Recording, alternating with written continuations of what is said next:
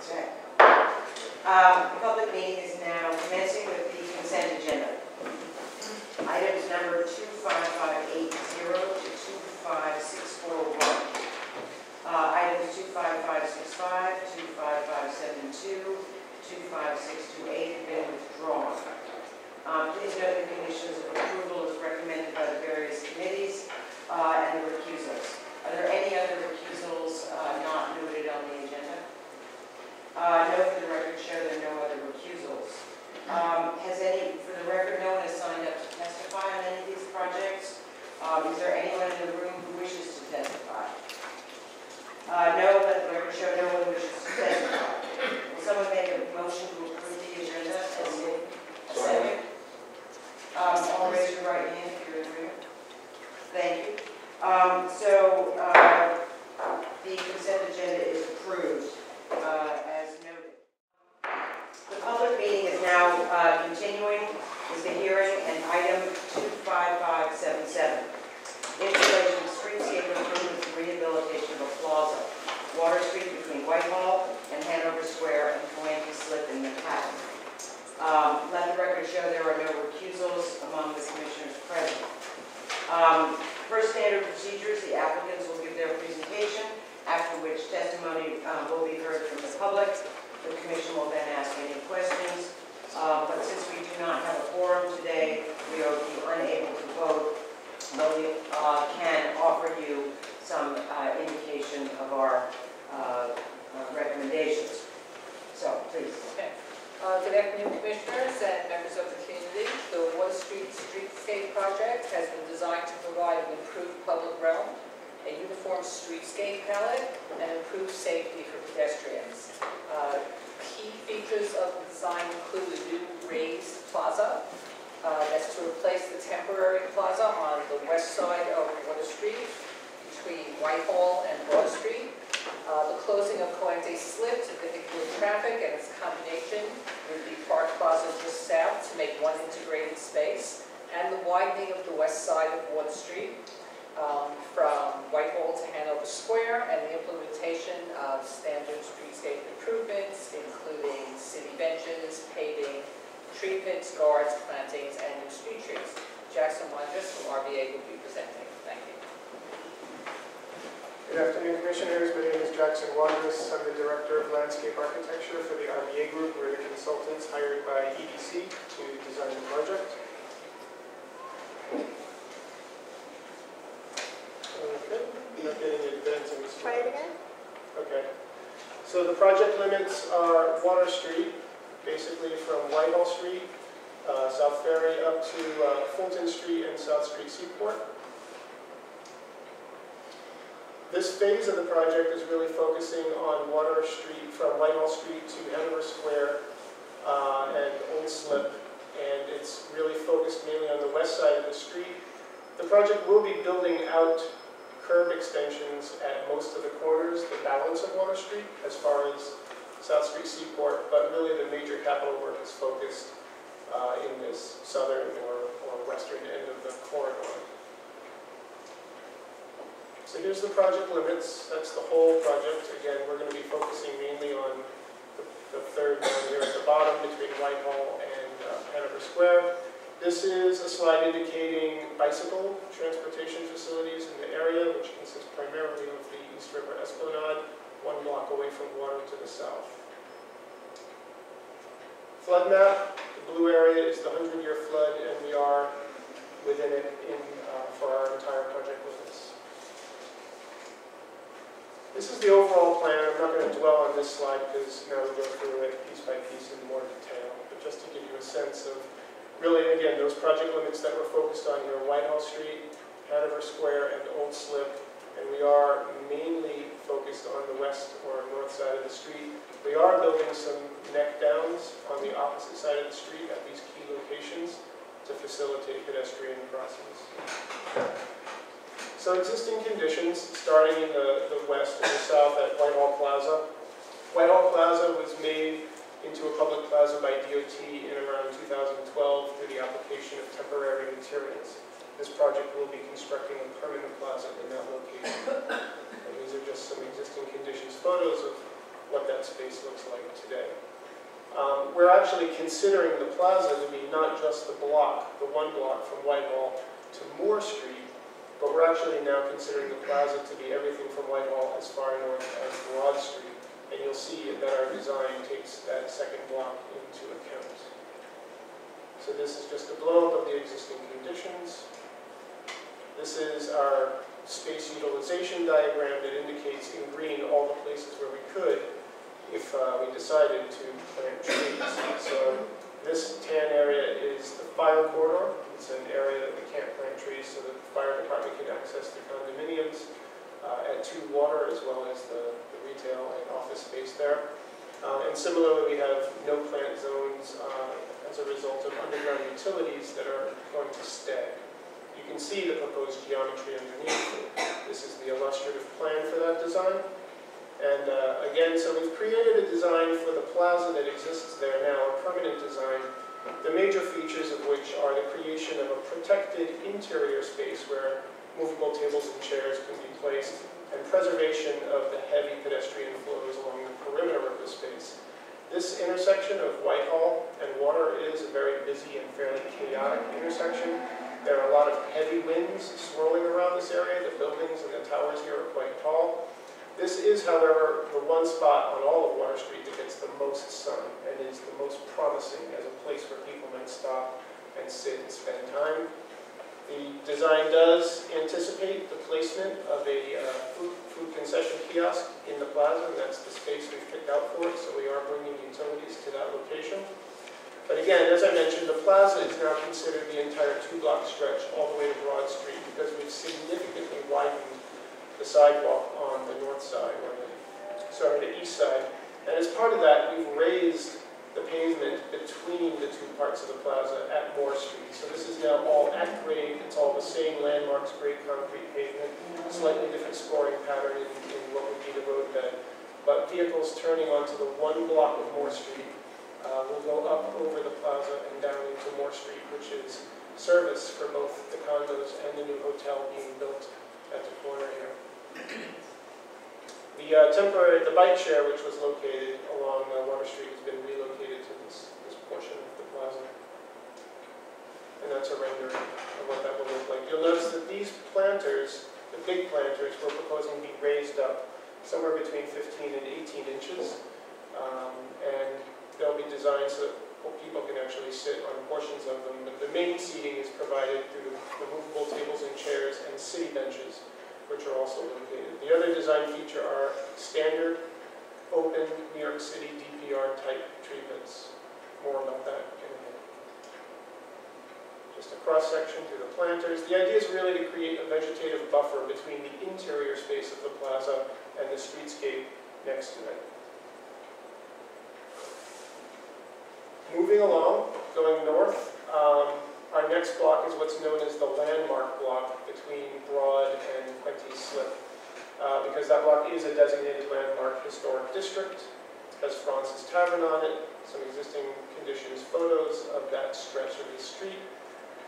One note about the existing conditions diagrams, these tan areas are areas that were pedestrianized using temporary materials by DOT in around 2012. So again, wherever you see that, our design is essentially reconstructing the curbs and sidewalks to make those sidewalk widenings permanent. And the Quincy Slip space, as you can see, until 2012 you could drive through Quincy Slip, but again, DOT closed it and turned it into a pedestrian plaza. Prior to that, in around 2007, LMDC had built a small park, which is maintained by New York City Parks and Recreation. It has bluestone paving and an artwork that was commissioned through the Percent for Art program in it. So you'll see in a moment that our design seeks to integrate the 2 spaces, the roadbed and the small park. Again, a blow-up of the existing conditions, everything in tan being that tan epoxy gravel surface that DOT put down. The hatch pattern is existing bluestone paving. Again, I remind you that this is entirely a landmark block. These are our constraints, the areas where we figured we could put trees, the fire lane that must be maintained through Quincy Slip at 22 feet wide. And here's a diagram showing our proposed paving changes. So essentially what we're doing is widening the sidewalk along the face of the landmark block and repaving the entire thing in bluestone. Some of the bluestone that exists out in Prentice Plaza now, we are taking out. That's the red hatched area, and we'll be replacing it with our landmarks grade concrete pavement. And you'll see in a moment that is an attempt, that is our way of integrating the two spaces into one. And a little bit of what had been an at-grade low planter, not really conducive to growing any shrubs of any significant size, is being removed again to connect the spaces. So that's the proposed design in illustrative form.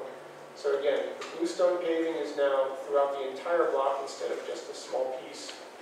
And we're really defining the actual limits of the landmark block itself by cutting away some of the bluestone, replacing it with concrete, and then again, opening up this two spaces to connect with each other, planting an alley of trees through the old roadbed, maintaining the open corridor, rebuilding this planter at this end of the plaza so that it invites people in a little better and gives this tree a little more room, and planting a whole lot of new street trees throughout.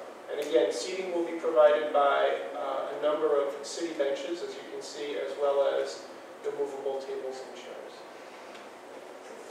About 4 minutes. Okay. This is the block north of Quentis Plaza. I'm sorry, this is the landmark block. So these are all landmark buildings. This is Francis Tavern, and this is the widened sidewalk. And you'll see our typical treatment for the streetscape, or the sidewalks, is very simple, extremely low maintenance, landmarks grade concrete pavement, 5x5 scoring grid, and open tree pits. This design has been coordinated with Parks and Recreation. Most of the tree pits in the job are 5 feet by 7 feet, and they'll have a tree guard around them. The tree pits in the plaza, on the other hand, will be 4 feet by 10 feet, and again, we'll have a tree guard around them. And we're showing plants in here because Alliance for Downtown New York is committed to maintaining the tree pits and maintaining plantings in them as well. This is just a section of the planter wall to be rebuilt. Existing conditions along the one block between Quentis Plaza and moving further east to Hanover Square, which is the end of our project. Everything in tan will be made permanent addition to the sidewalk, and then we're continuing that north. So that's the existing conditions. We're also building the neck downs on the opposite side of the street. This is where we can and cannot plant trees. This olive color indicates loading and unloading. This purple color indicates this is all bus stops here. So we're planting new trees, but we're keeping them all back from the edge, the new edge of the sidewalk. This sidewalk is now about 25 feet wide, and we have tree pits all along it and city benches as well. That's just an axonometric of that. Here you see a bus shelter. Sections through the plaza paving, we're installing silvicelles underneath the paving in the plazas only, and the silvicelles will enable the trees to grow a healthy root system under the pavement.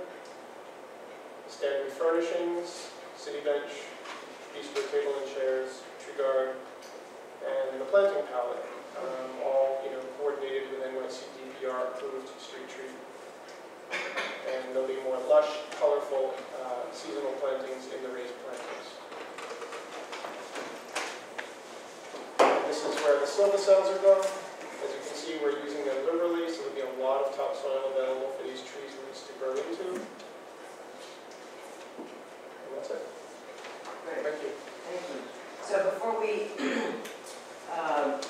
say anything, I'm going to call the public testimony. The first person is Kathy Hughes from Community Board 1.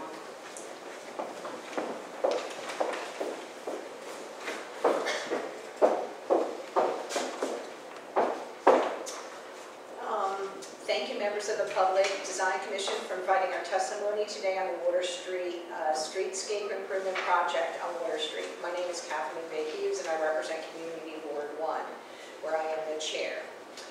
Community Board 1 has supported the concept of this project as a collaborative effort between the Economic Development Corporation and the Downtown Alliance as part of a wider reconstruction of Water Street. However, this project has major implications for master plan that will produce a gateway to Lower Manhattan connecting the South Ferry up to the South Street Seaport. It is wide enough to incorporate a bike lane, and it must do so to make it a complete street design. I have copies of my testimony here, if anybody wants it. We submitted it earlier, last week, electronically.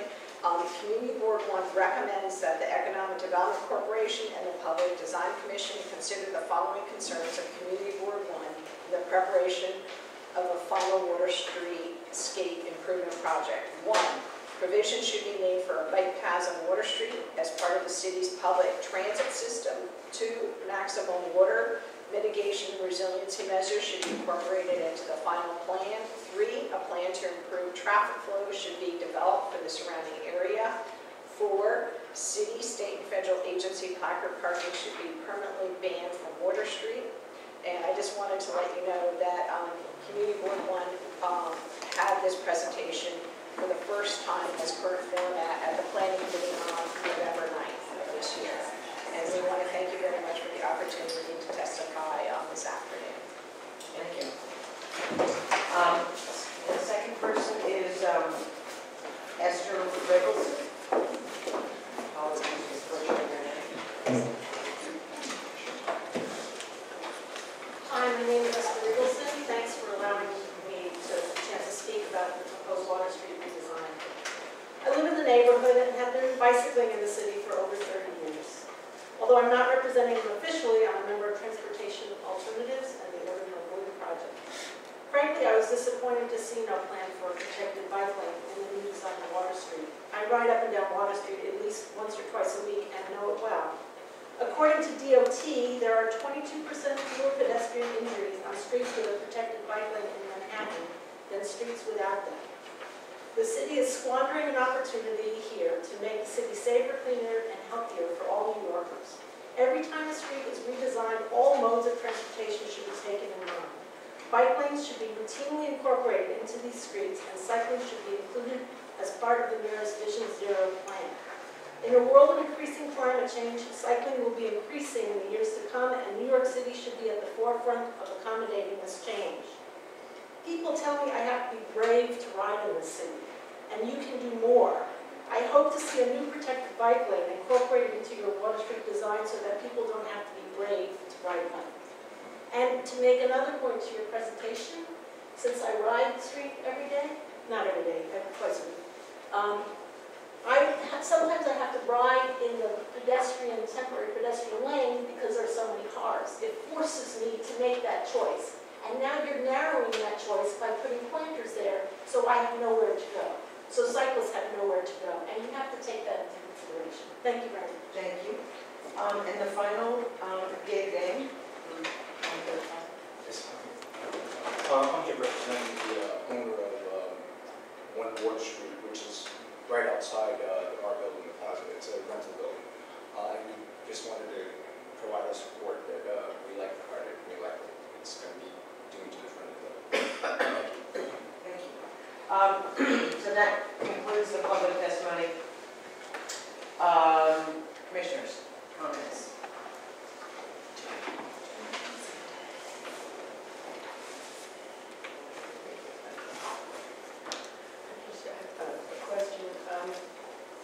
In terms of some of the couple of points made, as in the Community Board 1 review, I gather that in general the Community Board 1 did approve of this concept, but they were raising other questions about a master plan in relation to traffic and so on. The last points made, is that within our purview to be able to say something about, or are we dealing with the... We are dealing with the project specifically in front of us, but it should be obviously considered in the context of the comment raised. Because and even the presenter said that this is part of a larger project. May not be for all of traffic planning for all of Lower Manhattan, but it's clearly going to Fulton Street. Right, so that certainly I do see that very worthy of support and comment. The resiliency measures is made as part of the Water Street plan to be incorporated in it, and perhaps the bike paths as well as the traffic flow. The cars influence the way this all works, so I think these are important points. So specifically to the bike lane, is there some information that how you assess this and? Sure. So if we want to I'll go back quickly. Sorry, Nick Petnati from New York City DOT. Good to see everybody. Can we go back to that beginning diagram, please? Sorry, can you click? You try clicking back now, or how if you want to use that one. So the bike diagram was at the beginning. Sorry. There we go. So I mean, as DOT, we're always looking at the bike infrastructure. We're always looking to improve it. In this particular case right now, the design is not eliminating the possibility of bike infrastructure in the future, but we do have sort of the best kind of bike lane that we can make just one block away that runs along the East River Esplanade. There's going to be actually a connection through Battery Park to the Hudson River Greenway. So it was felt, at least from our perspective, that the bike infrastructure that's there right now is very much one block away is sort of the more desirable route, given that Water Street also has a ton of buses and a ton of traffic. Again, the design is not precluding that, and we will always be open to looking at bike infrastructure on Water Street in the future. But right now, the feeling from the agency was that this lane along the East River is really the preferable route, and it doesn't take people that far out of the way. Two things. One is, this seems to be a bit of a dead end. So, and a very important point. So, in the future, where is that going? So we know why you can't go through here. Sure, and so we're actively looking right now at improving connections to the Brooklyn Bridge from both the Greenway here as well as other points. So it's a project that hasn't gone through all of the vetting. It's not official yet, but it is, in the context of this, it is something that we're looking at very, very closely because we recognize the issues with accessing the bridge and that being a really important bike connection to work on. So we'll continue to work with the community board and stakeholders on. Because where I'm going is that you got to do this, right? You can't do that, and you can't do that. So you're going to have to do that. Yeah. So then it's kind of like pretty close there. So the second part of my question is, what are you doing to not preclude biking in the future? Can we have shared? Do you have any 13-foot lanes there? What do you have that we can? We have 11-foot, sorry. The design right now basically makes permanent the condition that's been on the ground since 2012. So we're going to have 11-foot travel lanes, but we're also going to have 11-foot parking / drop-off, mostly pick-up and drop-off. All those curb lanes that you saw in the diagrams are 11 feet wide. So it is possible to treat that as a So wide. you get 3 more feet out of it. Which on each side is, again, with the buffer, there's room to configure that so you're narrowing the parking lanes or. Why are the parking, is that because of the SBS? Why are your lanes so? Because they're, at least almost half the frontage, sidewalk frontage on Water Street is cross pickup and discharge. Yeah. So all those lanes are 11 feet wide throughout. There's no sense in going back and forth between 8 and 11 when half of your lanes are for bus picking up. And they're also heavily truck loading and unloading. And at 8 feet, that's really not completely adequate. There's almost no parking on Water Street anymore at all, and there'll be even less under this project. So it's really about, the efficient transfer. Yeah. I mean, I would just have to say, as somebody who designs a lot of bike lanes, and for those of you who don't know, Jackson used to be a professional cyclist, so he has a very sympathetic intent here. But it is highly problematic to have that kind of bus traffic and bicycles. I mean, I definitely appreciate, and I think for those folks, the community board and other private interests, private speakers, excuse me, I can fully understand why you want this to have a bicycle movement on it, and I agree, a project of this nature should. You've got a bike station, but I will say that it is a street that has been prioritized for buses. And this is a real challenge. When those buses, especially the articulated buses, pull into those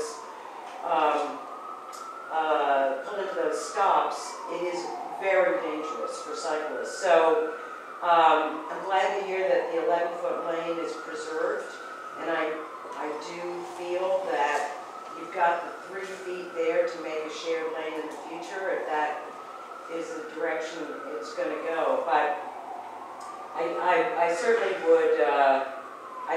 would encourage, before this project moves north, to see it. This is a comment to DOT.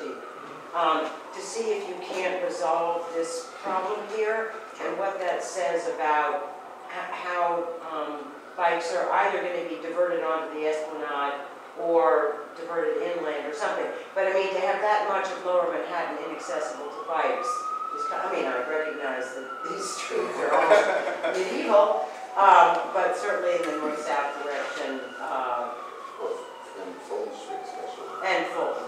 Yeah, no, there's definitely improvements that we'll continue to look at. You know, again, this part is outside of this particular capital project, but we're looking at it very much from a DOT in-house perspective. So second comment that I also think, and full disclosure, our firm worked on New York Rising very closely with Community Board 1. So I appreciate the comment about resiliency. Have you done borings on this street to understand what the infiltration opportunities or not are? Where's Robert? I don't think we've done actual geotechnical analysis to determine what the infiltration rate would be. We're not proposing any conventional rain gardens. I regret I didn't address this in my presentation, but you did see a lot of tree pits. And A lot of silvicells, which I And know. a lot of silvicells. The silvicells enormously multiply the amount of water that can be held, absorbed and held under the sidewalks. I mean, it's topsoil. They're not cisterns. They're not going to absorb thousands of gallons of water. But they will absorb hundreds and hundreds of gallons of water and hold it in the silvicell system. But beyond that, all of the tree pits are open, and we will be grading to them, and we will be planting them up with water-tolerant plants and treating them not as full-on biosoils, because the idea is not to create a depression into which everything flows, including garbage. But the other thing I wanted to point out, I completely neglected to mention, it's not shown on the plan currently, but we are integrating porous pavers into the design of the plaza spaces. Not everywhere along the streetscape, but in this 2-block stretch that you see here and in the Quentis Plaza, there will be porous pavers integrated into the layout of the tree pits, so that water that falls on the plaza spaces will all be directed to infiltrate into the silvicell system directly below. Okay. I just want to compliment you actually on Coenties. I think that Bluestone has really, in my opinion, demonstrated its extreme problems of survival in our climate. And I think it would, and desperately exacerbated by any vehicle traffic. So you had to make a judgment call here, and I think you made a very good judgment call in where to restrict the use of Bluestone and how to make a respectful plaza within that condition. So definitely compliments to that. I see what the other comment made by the community board, traffic flow, that's, well, we'll just ask you to please look when this project makes another leap forward. And the commission can't comment on number 4 as to placard parking. I was a resident of Community Board 1. I support it. I will say we have done, in terms of the traffic, and there are a couple slides here at the end that we didn't go through, but Oh, sure. DOT has been actively looking to address this issue. I think one of the main causes we saw for congestion along Water Street was actually southbound traffic from the FDR having to be forced onto the local streets to get over to the Battery Tunnel. So just recently this year, completed a couple weeks ago, we actually opened up this route for the Battery Park underpass to allow southbound FDR traffic to move through that way and get to the Battery Tunnel. So we think that that will have some really significant benefits to the local streets, including Water Street. I mean, Water Street is always going to have a lot of traffic. It is a major bus route. It is a major corridor through the downtown, but taking some of this traffic away from that network should help a lot. And we'll continue to look at traffic improvements throughout Lower Manhattan as projects move forward. So, I'm sorry, just wanted to put that out. So I would say that, Hank, Yeah. Robin, you want to say anything? I was going to say about the bike lanes, but then you said it. You know, we did. Any other? All right, so I guess the big, I mean, we think the project is very much headed in the right direction. I think that clearly there's been a desire to, I mean, just for those of you who spoke about bike lanes, it is preferential to pedestrian over bikes. There's no question that can be said. However, there is 3 available feet that could result in a shared lane in the future if that were the way to go, or if in the future bus traffic was made of, I think it's called a couple.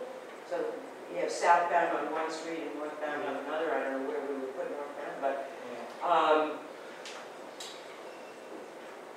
so it's not as easy a solution as one might hope, where the lanes were so oversized to start with that everybody can win here.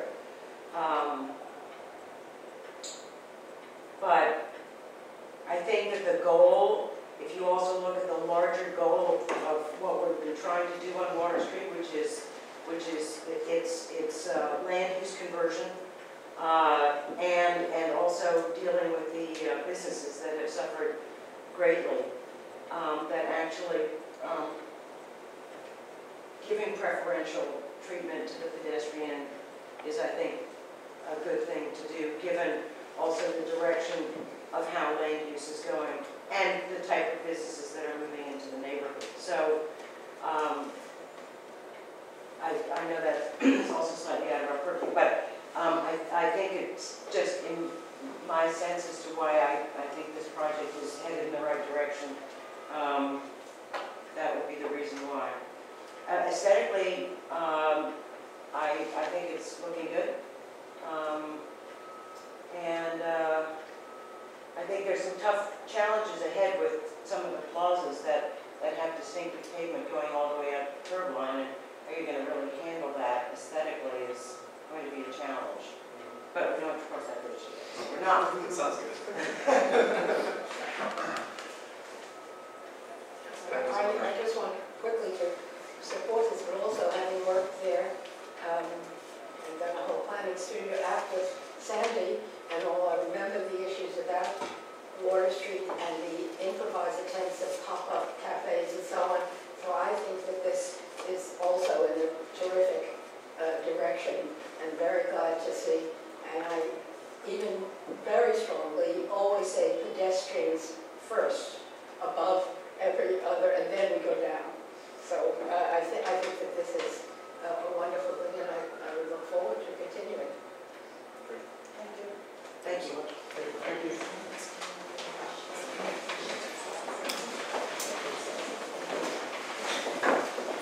So apologies for no vote, but I think you get a sense of